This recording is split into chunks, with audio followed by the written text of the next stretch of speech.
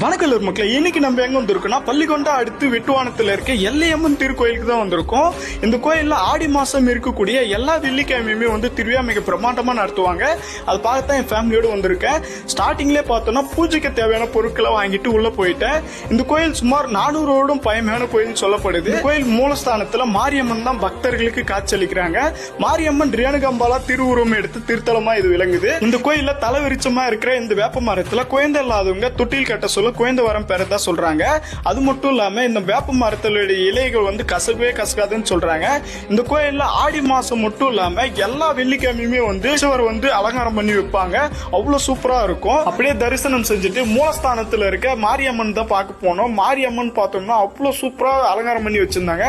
பார்க்கவே பிரம்மாண்டமா இருந்துச்சு. சரின்னு சொல்லிட்டு அம்மனை வழிபட்டுட்டு அப்படியே வெளியே வந்தோம். வெளியே வர சொல்ல பார்த்தோம்னா இன்னொரு வேப்ப மரம் இருக்கு. இந்த வேப்ப மரத்துல பார்த்தோம்னா திருமணம் ஆகாதவங்க இங்க தாலி